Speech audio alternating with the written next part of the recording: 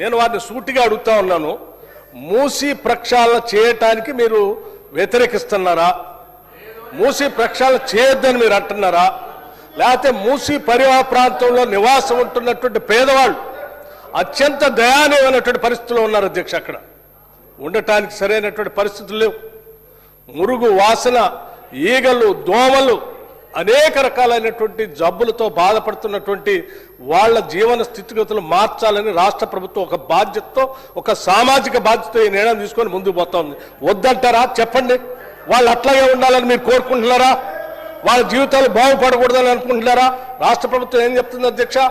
ఆ పరివాహ ప్రాంతంలో ఉన్నటువంటి పేదవాళ్ళు గుడిసెలు ఏమైనా పోతా ఉంటే ఎంతమంది గుడిసెలు పోతా ఉన్నాయో అంతమందికి లెక్క కట్టి వాళ్ళకి పట్టా ఉన్నా లేకపోయినా అదే పరివాహ ప్రాంతంలో వాళ్ళకి అపార్ట్మెంట్స్ కట్టి అక్కడ ఆ అభివృద్ధిలో వాళ్ళ భాగస్వాములు చేస్తామని రాష్ట్ర ప్రభుత్వం ఘంటాపథంగా రాష్ట్ర ముఖ్యమంత్రి అనేక సందర్భాల్లో చెప్తే కూడా ఇంకా పేదవాళ్ళ నిస్సహాయతని అడ్డంగా పెట్టుకుని ఈ రాష్ట్ర ప్రభుత్వం మార్పుకి నాంది పలుకుతూ నగరానికి మణిహారంగా మార్చాలని మూసీ నదిని తయారు చేస్తూ ఉంటే ప్రతి దానికి అడ్డుపడి పేదల జీవితాల్లో మార్పు రావద్దు, వాళ్ళ జీవన స్థితిగతులు మార్చొద్దు.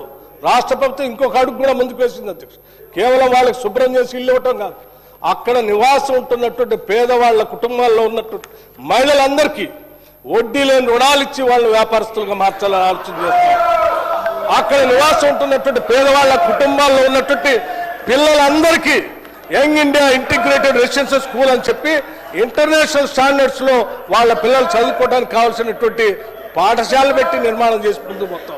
అది ఇవేమొద్దు, వాళ్ళు అట్లాగే ఉండాలి, అదే మురికి కుప్పలో ఉండాలి, అదే వాళ్ళ అనారోగ్యంలో బతకాలి.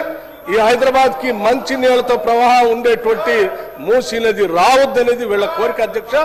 వీళ్ళు ఏ రకంగా అయితే పేదవాళ్ళలానే ఉండాలి, మురికి కుప్పలోనే ఉండాలి, వాళ్ళ జీవన స్థితిగతులు మెరుగుపడొద్దని కోరుకోవాలి. ఇవన్నీ కోరుకునేటువంటి వాళ్ళు మీరు ఈ రకంగా మూసి ప్రక్షాళన అడ్డుపడతా ఉన్నారు. ఇది కరెక్ట్ కాదు అధ్యక్ష. ఇది ఒక మహాయజ్ఞం.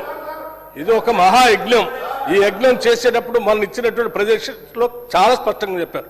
వీళ్ళు ఏమడిగారు అధ్యక్ష? మూసీ నదిలోకి వచ్చే నాళాలని శుద్ధి చేసి పంపిస్తారా లేదా మళ్ళీ మురికి కోపం వస్తారంటే చాలా స్పష్టంగా ప్రజెంటేషన్ లో చెప్పారు.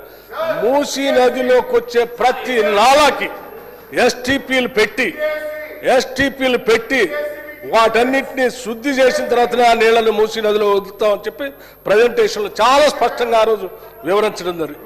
దాని గురించి కూడా పక్కదోవ పట్టిస్తా ఉన్నాం అధ్యక్ష. ప్రజెంటేషన్ లో ఇచ్చిన దానిపైన పబ్లిక్ గా వెబ్సైట్ లో కూడా పెట్టారు. అందులో ఏమైనా మీరు సలహాలు సూచనలు ఇద్దామనుకుంటే ఇవ్వండి అని చెప్పారు.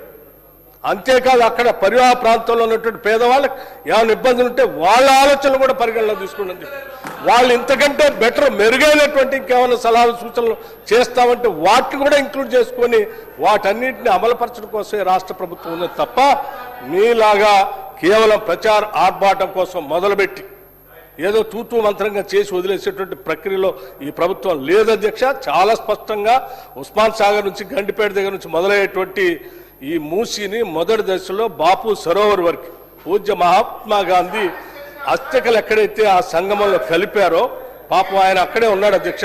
సత్యమేవ జయతే. ఆయన అందరు కోరుకునేది ఎప్పుడు కూడా ఒకటే, మనం తీసుకునే ప్రతి నిర్ణయంలో అత్యంత పేదవాడు కన్నీళ్లు మనం తూడుస్తున్నామా లేదనేటువంటి ఆలోచన చేయండి అని చెప్పాడు. అందుకే ఈరోజు మూసీ ప్రక్షాళన జరిగేటువంటి కార్యక్రమంలో భాగంగా బాపూజీ ఘాట్ని అక్కడ గాంధీ సరోవర్గా పేరు మార్చడం కాదు, ఆయన ఆలోచన చేసినట్టుగా అత్యంత పేదవాడు కన్నీళ్లు తూడుస్తూ వాళ్ళకి ఆ శుభ్రం చేసినటువంటి హైజీనిక్ కండిషన్స్ లో అభివృద్ధి చేస్తున్నటువంటి మూసీ పరివాహ ప్రాంతంలో వాళ్ళ భాగస్వాములు చేసేటువంటి ప్రక్రియ ఈరోజు రాష్ట్ర ప్రభుత్వం చేస్తూ ఉంది. దీన్ని అభినందించవలసిందిగా నేను వారిని కోరుతా ఉన్నాను. ప్రభుత్వమే చెప్తున్నది డిపిఆర్ లేదు అని ఎండి గారు చెప్తారు, డిపిఆర్ ఉందని మంత్రి గారు చెప్తున్నారు. ఉంటే టేబుల్ చేయమనండి. నెంబర్ 1. నెంబర్ 2, 50 మీటర్ల బఫర్ జోన్ జీవో మీరు ఇచ్చారన్నారు. 5 కిలోమీటర్ల అవతల ఉండే హనుమాన్ నగర్ కి మొన్న నోటీసులు ఇచ్చారు. మరి ఏ ఆలోచన చేస్తున్నారో మాకు తెలియదు. మంత్రి గారు సమాధానంలో 1450 స్ట్రక్చర్స్ అంటారు. అక్కడ చూస్తే 10,000 స్ట్రక్చర్స్ అని గెజెట్ ఇచ్చింది గవర్నమెంటే. కుడి చేయి ఏం చేస్తుందో ఎడమ చేయికి తెలియదు. డిప్యూటీ సీఎం గారు పేదల మీద చాలా ప్రేమ ఒలకబోశారు. వెలుగుమట్లలో ఇల్లు కూడా వారే కూలగొట్టారు. మరి ఖమ్మం జిల్లాలో మీ కాన్స్టిట్యున్సీలో ఇల్లు కూలగొడితే కూడా మీకు తెలియదు, 3వ రోజు దాకా పత్తాలేరు. అధ్యక్ష, ఇంకొక మాట అధ్యక్ష, చాలా చెప్పారు ఇవాళ మంత్రి గారు. మాకు విచిత్రంగా అనిపిస్తుంది. మాకు అర్థమైంది ఏమంటే ప్రభుత్వం దగ్గర పైసలు లేవు, ప్రణాళిక లేవు. ఏడీబీ లోన్ ఇవ్వలేదు, ప్రణాళిక లేదు. కేవలం 1,50,000 కోట్ల దోపిడీకి మేము వ్యతిరేకం తప్ప మూసీకి వ్యతిరేకం కాదు. ఈ ప్రభుత్వ వైఖరికి నిరసనగా మేము వాకౌట్ చేస్తా ఉన్నాం అధ్యక్ష.